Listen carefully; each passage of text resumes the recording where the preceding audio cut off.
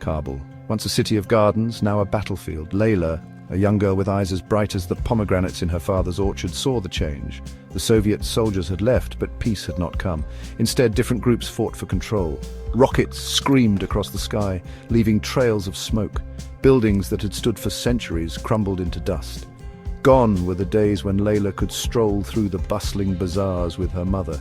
Gone were the evenings filled with her father's stories and the laughter of her two older brothers. War had cast a long shadow over their once peaceful lives.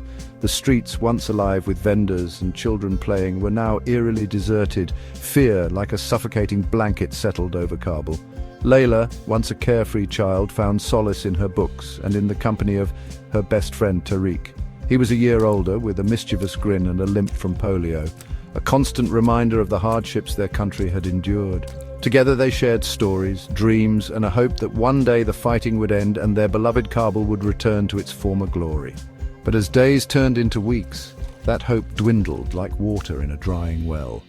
The war was seeping into every corner of their lives, leaving no space untouched by its brutal touch. The war that had felt distant became a horrifying reality one scorching summer day. Layla's brothers, Ahmed and Noor, full of youthful idealism, had joined the fighting. They believed they were protecting their city, their family. But war is a hungry beast, devouring innocence and leaving only sorrow in its wake. The news came with the setting sun, carried by a neighbor with eyes filled with tears. Ahmed and Noor were gone, victims of a senseless battle. Layla's world shattered.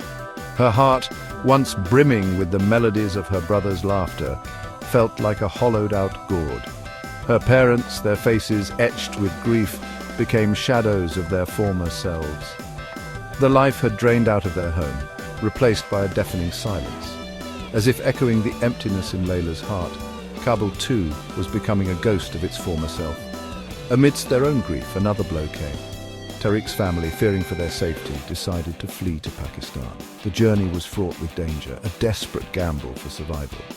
Layla stood numbly, clutching the small carved wooden bird Tariq had given her, the only physical reminder of their friendship, as he and his family disappeared into the dusty horizon. Kabul was barely recognizable.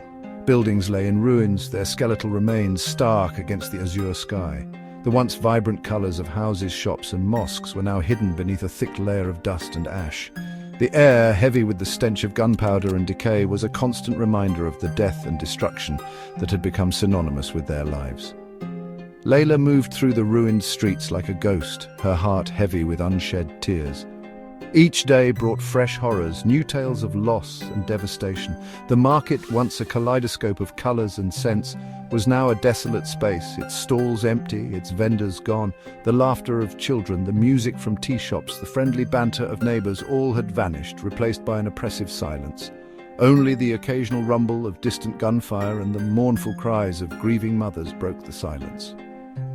The war had stolen Layla's city, her family, her friends, and her childhood. She clung to her books, finding solace in their pages, seeking escape in stories of worlds far away from the war-torn streets of Kabul.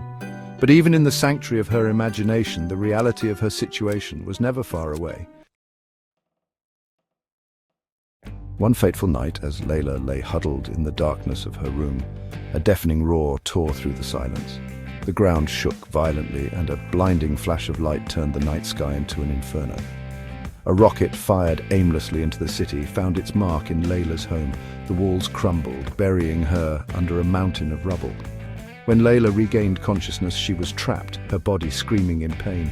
The air was thick with dust, making it difficult to breathe. She cried out for her parents, her voice hoarse and weak, but there was no answer, only the echo of her own terror. With a strength born of desperation, Layla managed to free herself from the debris.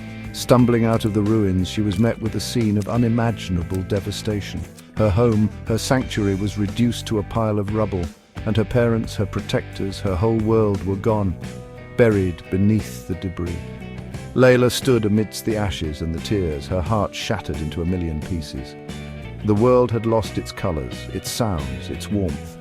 All that remained was a chilling emptiness, a vast and desolate landscape mirroring the wasteland that her life had become.